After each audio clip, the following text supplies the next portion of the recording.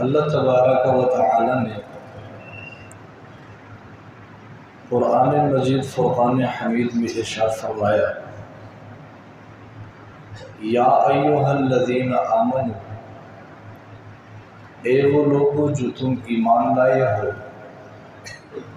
اے ایمان والو، فرمایا کتب علیکم الصیام، رمضان المبارک کے روزے تمہارے اوپر فرض کر دیے گئے، کما کتب علی الذین من قبلکم، جس طریقے سے تم سے پہلے امتوں کے اوپر فرض کیے گئے تھے، لعلکم تتقون، تاکہ تم نیک پرہیزگار بن جاؤ، متقی بن جاؤ۔ اس آیت مبارکہ میں اللہ تبارک و تعالی نے ہمیں تین باتیں سمجھائی۔ پہلی بات یہ ہے کہ رمضان کے روزے تمہارے اوپر فرض ہے۔ اب صرف تمہارے اوپر فرض نہیں ہے، بلکہ آپ سے پہلے امتوں کے اوپر بھی فرض تھے۔ اور تیسری بات ارشاد فرمائی، اس کی وجہ بیان فرما دی کہ رمضان کے روزے تمہارے اوپر اس لیے فرض کر دیے گئے ہیں تاکہ تم نیک بن جاؤ، پرہیزگار بن جاؤ، گناہوں سے بچ کر زندگی گزارنے والے بن جاؤ۔ اشرف علی تھانوی رحمہ اللہ فرماتے ہیں کہ روزہ بذات خود یہ تقوی کے لیے ایک عظیم الشان سیڑھی ہے، اس لیے کہ جو انسان اللہ رب العزت کی استحضار کی وجہ سے اس کی نافرمانی چھوڑ دیتا ہے، اسی کا نام تقوی ہے، اور روزے سے یہی چیز مقصود ہے۔ آسان لفظوں میں اس طرح سمجھ لیجئے کہ روزہ گناہوں سے بچنے کے لیے ایک پریکٹس ہے، یہ ایک بہت بڑا مجاہدہ ہے، اور اللہ رب العزت کی رضامندی کے اوپر ہماری صبح سے لے کر شام تک زندگی آ جائے، اسی جہد جہد کا نام ہے۔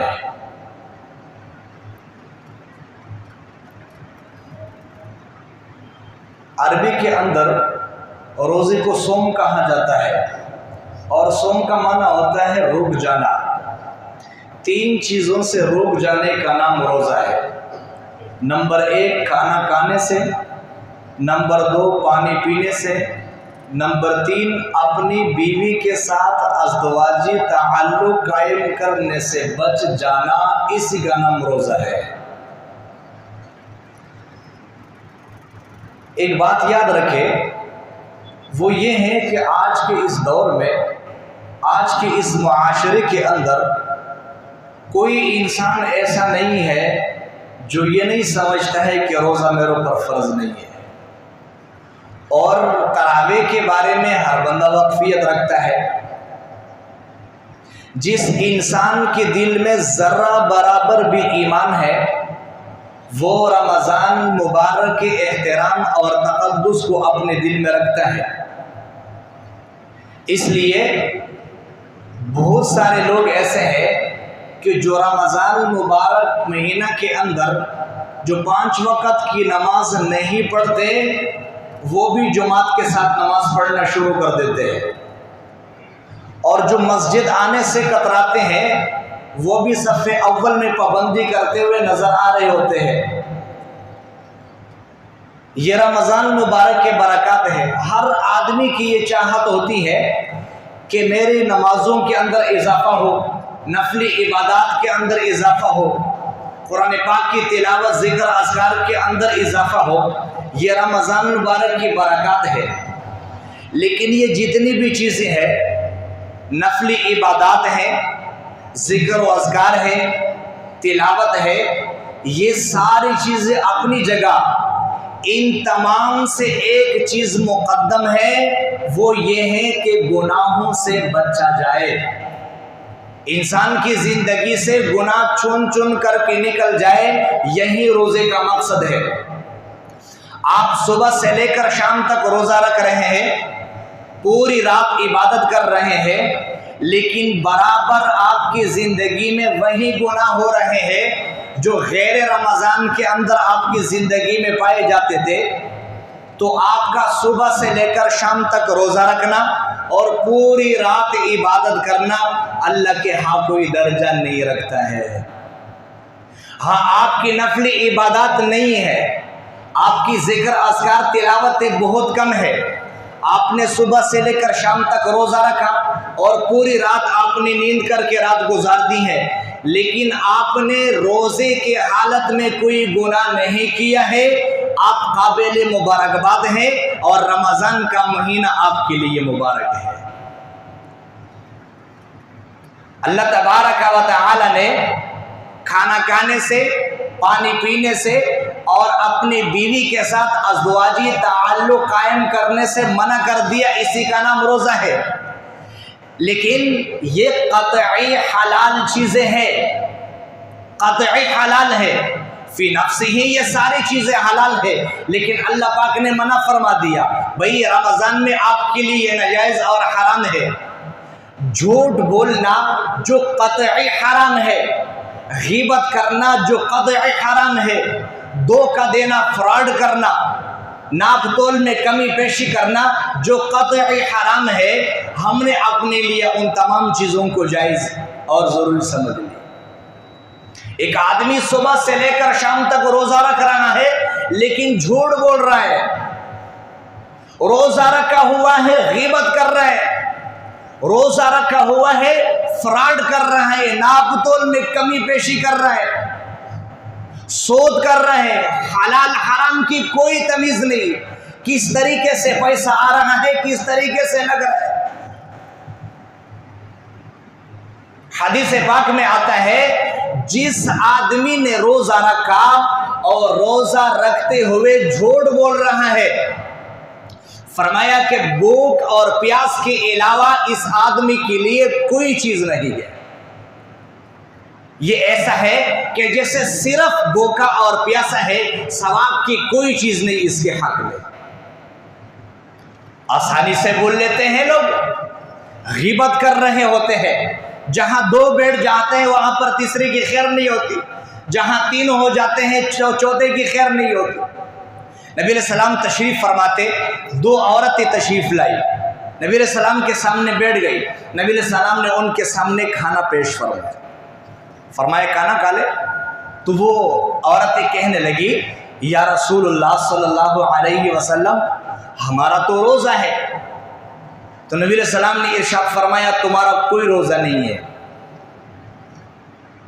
اب وہ عورتیں حیران اور پریشان ہوئی، کہنے لگی یا رسول اللہ صبح ہم نے سحری کی ہے اور ابھی تک کچھ کھایا پیا نہیں ہے اور شام تک بھی یہی ارادہ رکھ رہی ہے ہم۔ تو نبی علیہ السلام نے ایک صاحب سے ایک برتن منگوایا اور ان کے سامنے برتن کو رکھا گیا اور پھر نبی علیہ السلام نے ارشاد فرمایا اس برتن میں تھوک دو۔ اب وہ عورتیں جب اس برتن میں توکنے لگی تو ان کے منہ سے خون اور گوشت کی بوٹیاں گرنے لگی۔ وہ حیران ہو گئی اور پریشان ہو گئی اور شرم کے مارے ان کے گردن جھک گئی اور انہوں نے عرض کی یا رسول اللہ ہم نے تو روزہ رکھا ہوا ہے، یہ گوشت اور یہ خون کہاں سے؟ نبی علیہ السلام نے ارشاد فرمایا ابھی قریب میں جو آپ لوگ بیٹھی ہوئی تھی اپنے مسلمان بھائی اور بہنوں کی جو غیبت کر رہی تھی، کیا تم نے قرآن پاک نہیں پڑھا ہے کہ غیبت کرنے کا اس قدر گناہ ہے جس طریقے سے ایک مسلمان دوسرے مسلمان بھائی کا گوشت کھا رہا ہو؟ ارے جب تم ایک مسلمان بھائی کے گوشت کھا رہے ہو تو تمہارا روزہ کہاں رہ جاتا ہے؟ روزہ رکھا ہوا ہے فراڈ کر رہے ہیں بھائی،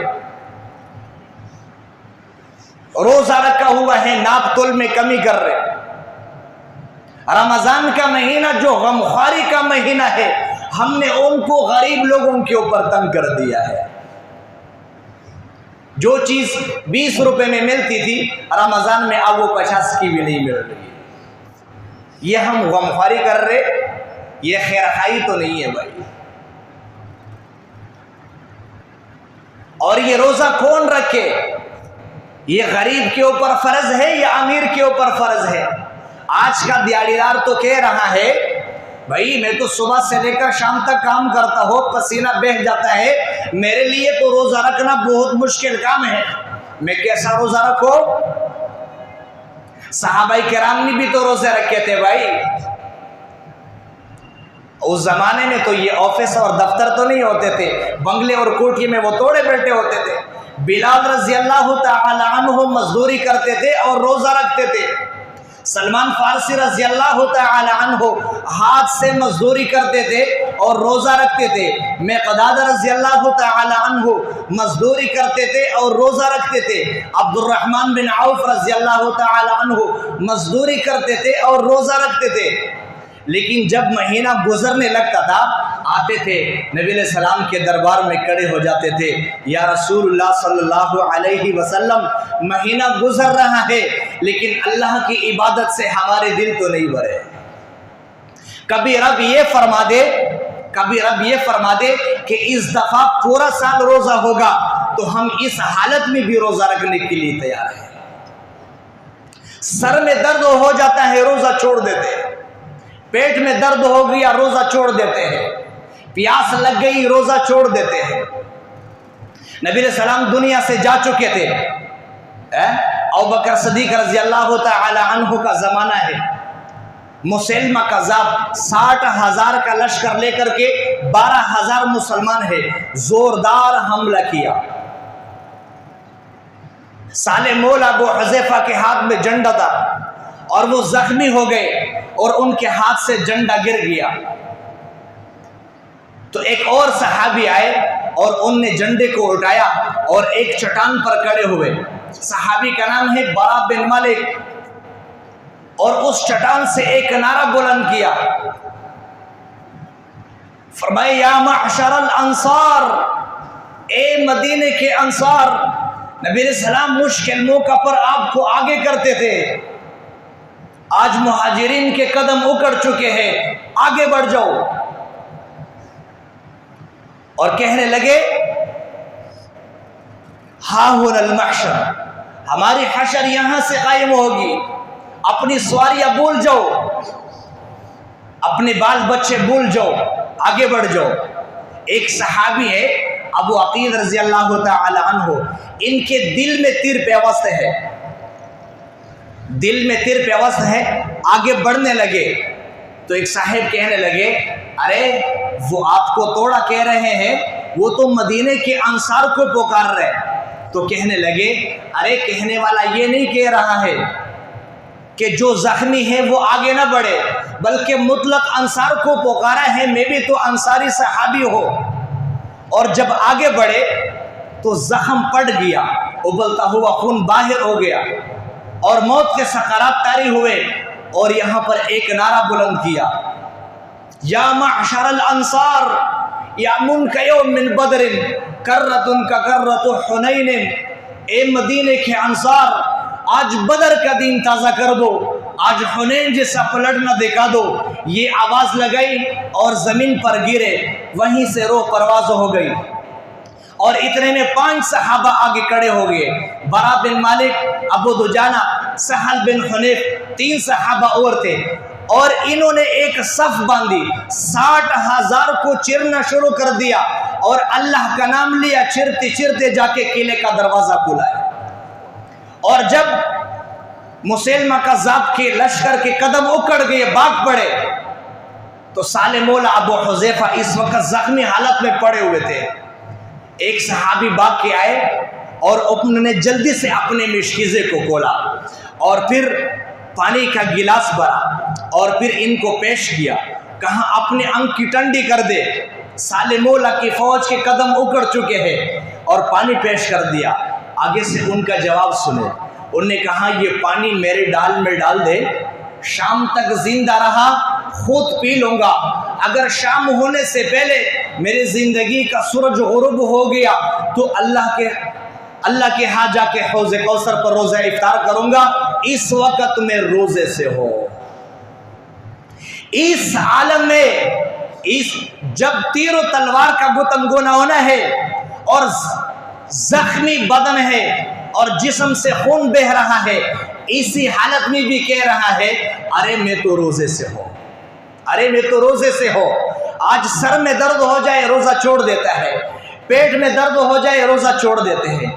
अल्लाह पाक ने क्या खूबसूरत जवानी दी है, सेहत दी है, अल्लाह पाक ने मौका दिया है, रमजान मुबारक का महीना दिया है, उसके बावजूद भी हम न रखे, हमसे बड़ा महरूम कोई नहीं होगा। नबी सलाम ने इरशाद फरमाया, लिकुल्लि शैइन ज़कातुन व ज़कातुल जसद असौम, और जिस्म का ज़कात वो क्या है, वो रोजा रखना है। मैं अंको देखा हाल बता रहा हूँ, ऐसे लोगों को मैंने देखा है जो करोड़ोंपति है, हर किस्म की ग़िज़ाएं पकी हुई है, लेकिन खाने की तौफीक नहीं मिल रही, एक कतरा भी हल्क से नीचे नहीं उतर रहा। अल्लाह पाक ने सारी चीज़ें मना कर दी है, खुराक की नाली लगी हुई है। ऐसे भी लोग हैं। हमारे एक जानने वाले हैं, उनने बतलाया कि यूरोप में हमारे करीबी एक दोस्त है, बड़ी जायदाद के मालिक थे, दुनिया जहान की सारी दौलत उनके पास, लेकिन उनकी खुराक क्या थी, आटा को छानने के बाद जो बोरा बच जाता है, डॉक्टरों ने उन्हें कहा है कि ये आपकी खुराक है। सब कुछ होने के बावजूद अल्लाह पाक ने हर चीज खाने से मना कर दिया है। भाई अगर कायनात में आपकी खुराक है तो वो खुराक आपका ये गोसा है। आज हमारे पास वक्त भी है, आज हमारे पास सेहत भी है, आज हमारे पास जवानी भी है, आज मौका है अल्लाह पाक को राजी कर ले। तो मैं अर्ज ये कर रहा था कि रमजान मुबारक का एक ही मकसद है कि हमारी जिंदगी से गुनाह चुन चुन करके खत्म हो जाए, हमारी जिंदगी में तक़वा जारी हो जाए। अल्लाह तबारक व तआला हम सबको कहे सुने पर अमल की तौफीक नसीब फरमाए। व आखिर दावाना अल्हम्दुलिल्लाहि रब्बिल आलमीन।